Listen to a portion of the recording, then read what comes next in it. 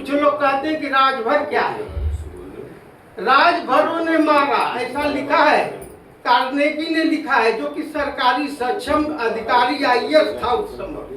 उसने साफ लिखा है, प्रवीण साफ अवध भाग 3 पृष्ठ 552 पर कि सैयद सालार मसूद गाजी को राजभरों ने मारा।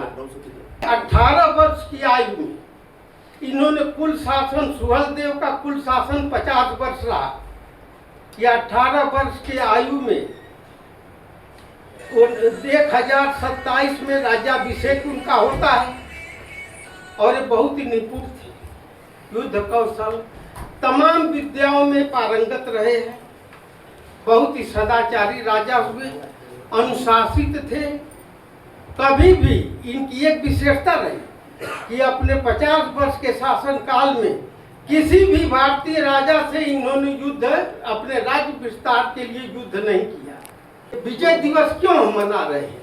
क्योंकि अजय राजा थे, एक ही ये राजा ऐसे थे भारत में उस समय 11वीं सदी में, जो कि किसी से नहीं हारे। विदेशी कोई भी आक्रांता रहा हो, ये कभी इन्होंने मुंह की नहीं खाया है।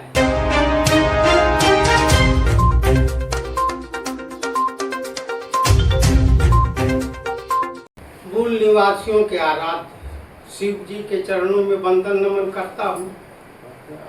नागकुल के संस्थापक अवृत नाग के चरणों में वंदन अभिनंदन करता हूँ। उसके बाद भरत वंशियों के, भरत कबीले के संस्थापक सुदास जी के चरणों में नमन वंदन करते हुए अपने माता पिता को भी नमन वंदन करूंगा जो इस दुनिया में मुझे लाए। और महाराष्ट्र के आराध्य वीर शिवाजी के चरणों में भी बहुत श्रद्धा से सुमन अर्पण करते हुए, वंदन अभिनंदन करते हुए मैं सभी व्यासपीठ पर और दीर्घा लाइन में बैठे सभी लोगों का वंदन अभिनंदन करते हुए मैं कहना चाहूंगा कि आज महाराज सुहलदेव राजभर जी का 952 विजय दिवस मनाया जा रहा है, जो कि 10 जून को ही मनाया जाता है।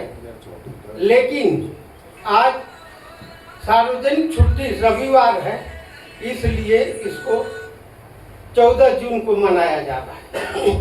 अच्छी बात यह है कि कभी भी मनाया जाए, आगे पीछे मनाया तो जा रहा है।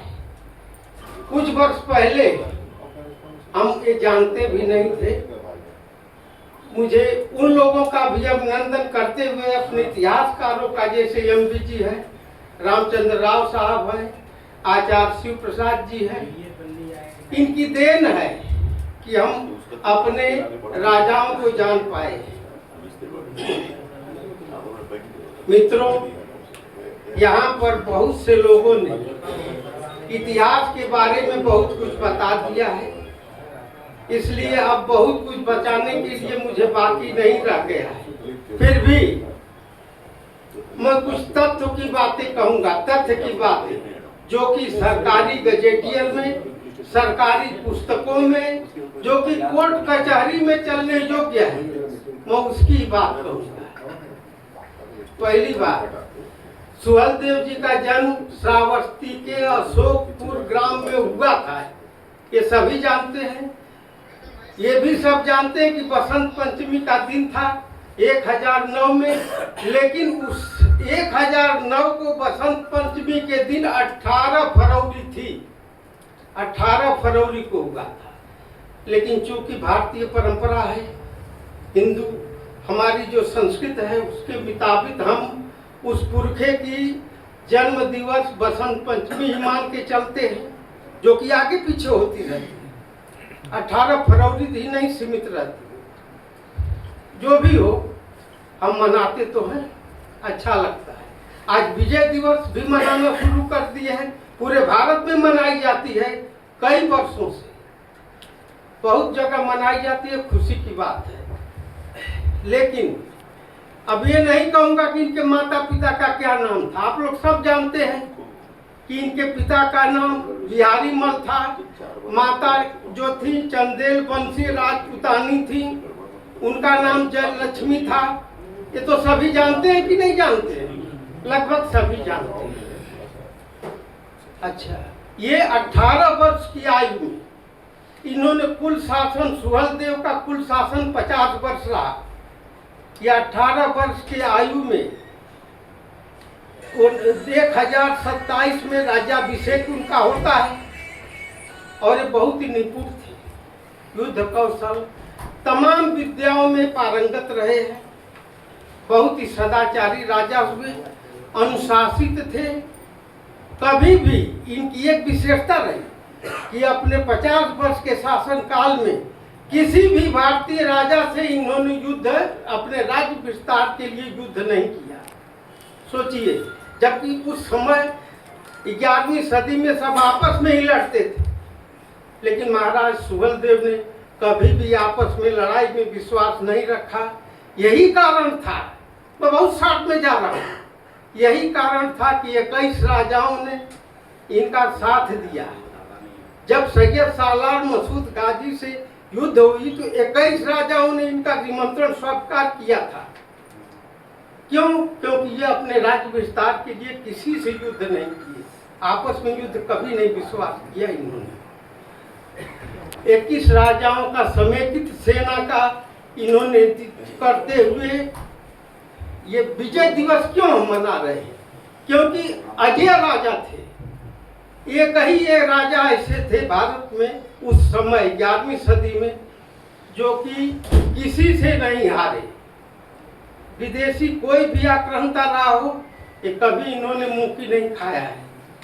बाकी सभी आपके राजा किसी न किसी कारण से हारना जीतना लगा ही रहता है, लेकिन ये कभी नहीं हारे, अजय रहे। काफी इनकी, अगर राज की हम बात करें, शासन व्यवस्था की, तो ये 30 सामंतों में अपने राज्य को इन्होंने बंटवारा किया था, 30 सामंतों में। और हर सामंत पर के पास 2000 सेना रहती थी, है ना, 2000 सेना रहती थी। आप सोच सकते हैं कि 60,000 तो ये हो गई सेना इनकी, है ना। लोग कहते हैं कि बहुत कटे, जनसंख्या जितनी रहेगी उतनी होगी ना, उसी के मुताबिक उस युद्ध में आप प्रोविंस ऑफ अवध गजेटियर में साफ लिखा है, 552 पृष्ठ पर लिखा है। कुछ लोग कहते हैं कि राजभर क्या है, राजभरों ने मारा, ऐसा लिखा है। कार्नेगी ने लिखा है, जो कि सरकारी सक्षम अधिकारी IAS था उस समय, उसने साफ लिखा है प्रोविंस ऑफ अवध भाग 3 पृष्ठ 552 पर कि सैयद सालार मसूद गाजी को राजभरों ने मारा, ऐसे साफ लिखा हुआ है। आप सोचिए, और भी गजेटियर में भी लिखा है कि 1,20,000 कत्ल हुआ था। दुश्मन की सेना 1,20,000 मारी गई।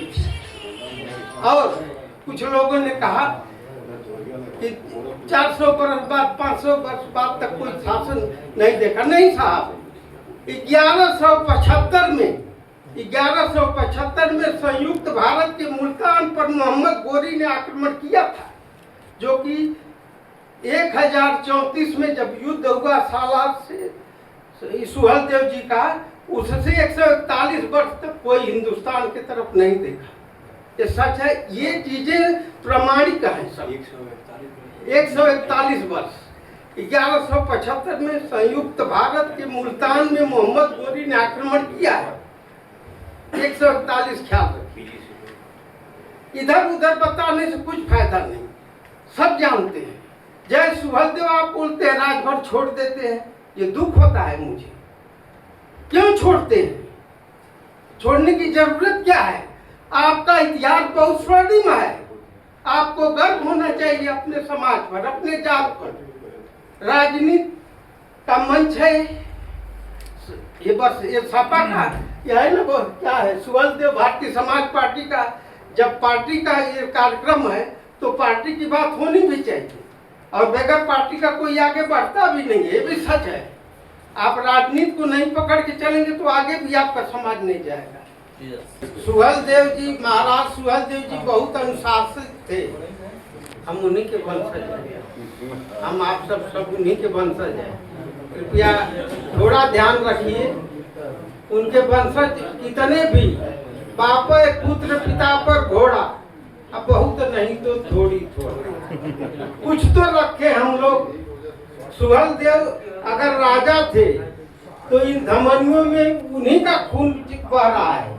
जितनी धमनियां यहाँ दिख रही हैं और जो बाहर भी होंगी, हम सब में उन्हीं का अंश है। तो हमें कुछ उनकी शिष्टता का ख्याल रखना चाहिए। नामी मरे नाम के, पेटू मरे पेट के, वैसा धंधा नहीं ठीक लगता है। पूरा मत मानिए, अनसुगर कोटेड बात कुछ कह देता हूँ मैं। हम लोग शिष्ट लोग हैं, राजभर जात बहुत शिष्ट थी। मैं कुछ बातें बताऊंगा, बहुत से लोग जानते होंगे, कुछ नहीं भी जानते होंगे, और जानते तो सभी हैं लगभग हर बात सुहलदेव, महाराज सुहलदेव के बारे में, लेकिन ध्यान नहीं देते, अपने आचरण में लाइए। हम राजा भले ही नहीं हैं, लेकिन हमारे खून में गर्मी आज भी है। आपने किसी भर को देखा है किसी की दो बात सुनते हुए? ध्यान करिए, अपने इर्द गिर्द दिमाग दौड़ाइए, हरदम पीछे की जैसे टेढ़ा रहता है। भर का माने है कि टेढ़ा रहो। अरे वो राजा की संतान है भाई, शासक जात है, कोई हल्का नहीं है। बहुत से लोगों को ये लगता है कि हमारा पेशा क्या रहा है, भरों का पेशा। आपका पेशा युद्ध करना था, राज्य करना था। अब कुछ लोग कहेंगे सभी राजा थोड़ी थे, सब राजभर या भर राजा तो नहीं थे, लेकिन वो शासक भले ही एक ही रहा उनका। राजा तो कुछ कुछ लोग ही रहे ना। दलदेव राजा थे, त्रिलोक देव राजा थे, ऐसे बहुत से राजा थे। आप 500-600 से ज्यादा राजा थे आप। लेकिन आप मार्शल तो थे, सैनिक तो थे, और सैनिक का कोई पेशा होता है क्या? कुम्हार का पेशा आप जानते हैं, लोहार का पेशा आप जानते हैं, धोबी का पेशा आप जानते हैं सब लोग, नाई का पेशा सब जानते हैं। लेकिन भर कोई पेशे में नहीं आया। क्यों? क्योंकि ये लड़ना जानता था, इसका यही पेशा है। मैं अपने पुस्तक में उसको बहुत डिफाइन किया हूँ, मैं कुछ शोध कर रहा हूँ, उसमें मैंने पाया कि भर खाली लड़ना जानते थे और शिष्ट रह के लड़ना जानते थे। अनुचित नहीं करते हैं आज भी भर, आपस में लड़ मर जाएंगे लेकिन झुकेंगे भी नहीं। थोड़ा तो हम लोगों को उसका गरिमा रखना है, महाराज सुहलदेव का। अब मुद्दे की बात, सुहलदेव कोई ऐसे वैसे नहीं थे। वो 40 किलो का, इतने बलवान थे कि 40 किलो का, किसी बंधु ने कहा कि तलवार, 40 किलो की तलवार कोई उठाता नहीं है। वो आला उधर वैसे गा देते हैं लोग, आला कोई नहीं उठाया है आज तक। 40 किलो की तलवार उठाएगा, आप सोचिए कितना फुर्ती दिखाएगा। लेकिन महाराज सुहलदेव 40 किलो का शिवलिंग पद्मासन में बैठकर अपने ललाट पर लगा के घंटों प्राणायाम करते थे। ये चीजें आपको मिल जाएंगी, बहुत से इतिहासकारों ने इस चीज को लिखा है। बहुत बृहद इतिहास है, उतना हम जानते भी नहीं, लेकिन जितना जानते हैं उतना समझ में आता है कि बहुत बहादुर थे, बहुत लड़ाकू थे। 4 भाई थे, रुद्रमल, बागमल और सहारमल। सहारमल को भूरादेव भी कहते हैं, जिन्होंने भुरैचा दुर्ग बनाया था, आप लोग सब जानते हैं।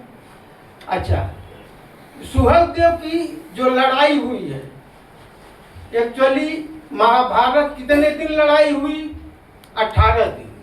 महाभारत कितने दिन लड़ाई युद्ध हुआ था? 18 दिन। आप लोग पढ़े हैं चीजों को, जानते हैं।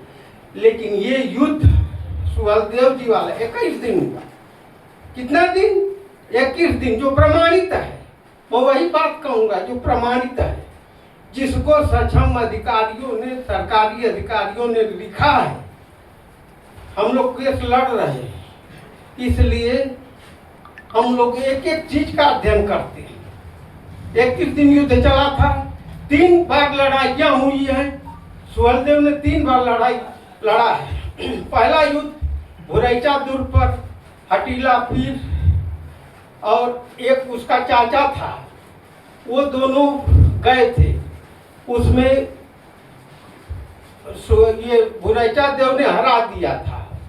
एक युद्ध वो हुआ था। दूसरा युद्ध फिर हुआ, उसमें गाजी को जब भनक लगी कि ये तो हम हार गए हैं, बुराई ने हरा दिया है, तो फिर वो पूरे शक्ति से अटैक किया और उसमें दूसरी बार हार जाते हैं।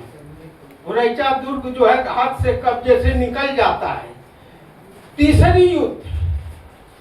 तीसरी बार युद्ध हुआ, 21 दिन में सब हो रहा है। तीसरी बार जब युद्ध होता है, उसमें बड़ी तैयारी होती है। महाराज सुहलदेव जी ने सोचा कि अब कैसे हम जीते। भाई एक बार जो मुखी खा जाता है तो कहते हैं ना कि दूध का जला छाछ भी फूकता है, वो दशा हो गई। उन्होंने बड़ा आसपास के राजाओं को निमंत्रण दे दिया। 21 राजा तैयार हुए, आप लोग जानते हैं। 21 राजा किस लिए तैयार हुए? क्योंकि वो किसी से उन्होंने आपस में राज्य विस्तार के लिए युद्ध नहीं किया था। अब यह मत कहना कि धर्म के लिए युद्ध हुआ। कोई देश में आप इतिहास उठा के देख लीजिए, कहने को कुछ कह दीजिए, धर्म के लिए कोई युद्ध नहीं करता है। हमेशा राज्य विस्तार, राष्ट्र रक्षा, चाहे शिवाजी महाराज हो, चाहे महाराणा प्रताप हो, आप चाहे पृथ्वीराज चौहान हो, सब अपने राज्य की रक्षा के लिए या राज्य विस्तार के लिए झगड़ा किए हैं, लड़ाई की है। कोई युद्ध ऐसे धर्म की रक्षा के नाम पर नहीं होता। अब उसमें धर्म की रक्षा हो जाए वो अलग बात है, वो तो हो ही जाएगा। धर्म बाद में आता है दोस्तों, पहले राज्य बचाना जरूरी होता है, अस्मत बताना जरूरी होता है। उसमें जब 11 सेनाओं का समय सेनापति उनको चुना गया, बहुत घना घोर युद्ध हुआ है। आप समझते हैं, बड़ी युद्ध हुई है। 10 जून जो आज विजय दिवस आप मना रहे हैं, 1034 को कोटला के कछार में, कोटला का मैदान, चिलचिलाती जेठ की दोपहरिया में उसका वध हुआ था। सैयद सालार मसूद गाजी का वध उस दिन हुआ था। हटीला पीर का वध 8 जून 1010 को हुआ था। और जानते हैं 21 राजाओं ने साथ दिया, लेकिन 2 ने नहीं दिया। एक नंदमहर अहिरों का राजा, जो नंदमहरा का आज भी आपको मिल जाएगा, वो इसमें गोंडा जिला, उसने साथ नहीं दिया। नंदमहर नहीं साथ दिया। और दूसरा कुबेर पंडित। ये पंडित लोग बड़े घाटी होते, देश का सत्यानाश करने वाले यही है। आप कुछ भी बोले, मैंने जितना अध्ययन किया मैं वही पाया कि यही लोग, अच्छा ये लोग में लड़ने की शक्ति नहीं है, शक्ति नहीं है, लेकिन फिर भी राजनीति करते हैं बड़ी शक्ति, इसके लिए तो जीत जाते हैं। जो भी हो, थोड़ी एज का इफेक्ट है। 72 वर्ष पूरा कर चुका हूँ, फिर भी आपके साथ हूँ। तो दोस्त तो बहुत है, लेकिन क्या करूं, कोई स्वास्थ्य अभी तो अंदर कुछ नहीं है, लेकिन फिर भी भाई हृदय कमजोर होते जाता है दिन पर। जो भी हो, नंदमहर को उन्होंने 10 को गाजी वध होता है, 10 जून 1034 को। 11 जून 1034 को नंदमहर का वध करते हैं महाराज सुहलदेव नंदमहरा में जाके। इस प्रकार से एकाताताई का अंत होता है।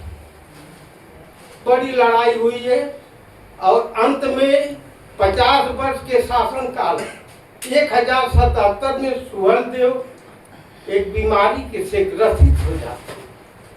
और आप सोच सकते हैं 1009 में पैदा हो गए, 1077 में गायब हो गए, मतलब कुल 58-59 वर्ष रहे हो। उनका जीवन काल इतना ही रहा, ज्यादा तो नहीं रहा। इस प्रकार से हमारा एक सूरज डूब गया, उसके बाद 141 वर्ष तक भारत पर कोई भी विदेशी आक्रांता नजर नहीं उठाया। 1175 में संयुक्त भारत के मुल्तान पर मोहम्मद गोरी ने आक्रमण किया है। उस समय मुल्तान वगैरह भारत में ही आता था। तो इस प्रकार से ये इतिहास है। एक बात और कहूंगा, आप इतने भाग्यशाली हम लोग हैं कि इस भारत का नाम हमारे वजह से पड़ा है, भरों के वजह से पड़ा है, भरत वंशियों के वजह से पड़ा है। आप समझ लीजिए आपकी कौम कितनी महान है। कैसे कुछ लोग ये समझते हैं, आप लोग नागवंशी क्यों आप कहते हैं ना कि हम नागवंशी कहते हैं ना, कैसे नागवंशी आप क्यों? अब बता दूं थोड़ा सा, शायद आप जानते हो या न जानते हो, मुझे नहीं मालूम, लेकिन अहिपृत नाग ने नाग वंश की स्थापना किया था ईसा से करीब 5000 वर्ष पहले। अहिपृत नाग ने नाग वंश का, और शंकर जी के गले में जो नाग है, इतना प्रेम करते थे शिव भरों से कि आपको बताऊं, उसी वजह से उन्होंने नाग को आभूषण बना लिया है, ऐसा लिखा हुआ है। प्री हिस्टोरिक काल में आप जाएंगे तो आपको मिल जाएगी ये सब बात। तो नाग वंश से आप वो, फिर आर्यों के आने के हजारों वर्ष पहले 1600 ईसा पूर्व आर्य आए भारत में, उसके पहले बहुत पहले इस देश का नाम सुदास का कबीला था भरत। आप कैसे नाग से फिर भरत वंशी होते हैं? भरत कबीला उन्होंने अपने नाम रखा कबीले का, उसी से आप उपजे, आप भरतवंशी कहलाए। आप भरतवंशी का सुदास के वंशज हो गए आप। और फिर आप भारसिव कब कहलाए हैं, ये भी एक बात है। बहुत से लोगों को संशय है कि हम नागवंशी भी हैं, भारत भी है, भारत वंशी भी है, कैसे आखिर? अब फिर भारसिव कैसे हो गए? है ना कंफ्यूजन जैसे बात। ईमानदारी से आप अपने में सोच लीजिए। तो ये बताते जा रहा हूँ, शायद कम आप अध्ययन करेंगे तो पा जाएंगे। तो आप जब निकलते हैं छमिया तहसील से, जो कि जबलपुर के पास है, पातालपुरी भी उसी को कहा जाता है। कहते हैं कि बलि को वहीं भेज दिया गया था जब विष्णु भगवान ने छल किया या जो भी किया, स्टोरी आप लोगों को मालूम है। तो वहां से निकले तो उन्होंने शिवलिंग को ढोया है, तो भार हो गए, भार से। कुछ इतिहासकारों ने ये कह दिया, कुछ इतिहासकारों ने लिखा कि पृथ्वी का भार उनके कंधे पर था, रक्षा का, पृथ्वी के रक्षा का भार उनके कंधे पर था, इसलिए वो भार शिव कहलाए। ये दो मत है, आप सोचिए, मतें दो है। अब जिसको चाहे आप मानोगे, बहुत परेशानी है, बड़ा जटिल विषय है भैया। ठीक है, आपका सांस मालूम पड़ रहा है। ये सब चीजें हैं, आप देख लीजिए। और किसी देश का नाम, एक चीज थोड़ा सा इम्पोर्टेंट बात बता दे, सांस फूले तो फूले, बात क्यों छूटे?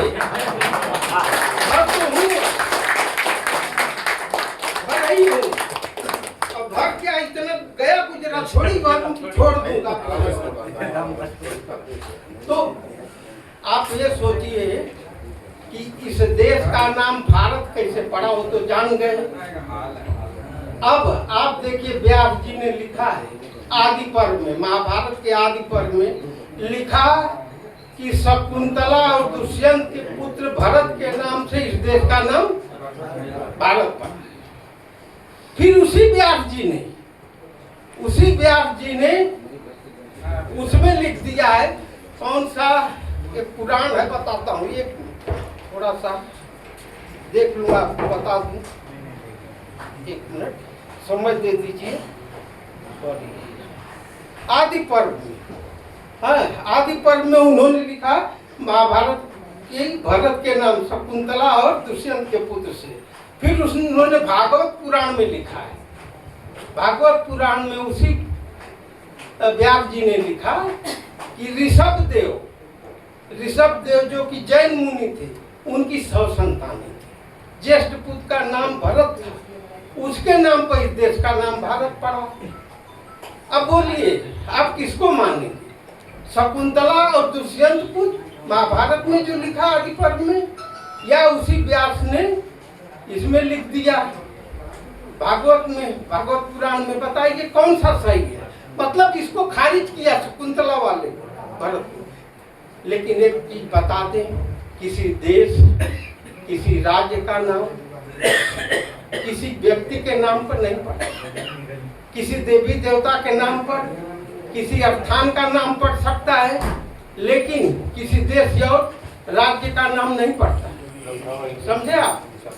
क्यों पड़ता है देश और राज्यों का नाम? भौगोलिक स्थिति और वहाँ का जो कौम है, समुदाय, उसके ऊपर पड़ता है। जैसे गुजरात का नाम लीजिए, गुर्जरों के नाम पे पड़ा है, महाराष्ट्र का नाम महारों के नाम से पड़ा, पंजाब भौगोलिक स्थिति आई, 5 नदियों की वजह से पंजाब, मध्य प्रदेश मध्य में है भारत में, इसलिए ऐसे ही समझ, यही सब चीज है। और कुछ किसी को जानना है तो बाद में पूछ सकता है, और माफी चाहूंगा जो कुछ कह दिया कड़वा अच्छा बुरा जो आता है। अगर आप चैनल पे नए हो तो चैनल को सब्सक्राइब करना ना भूले। वीडियो को ज़्यादा से ज़्यादा शेयर कीजिए।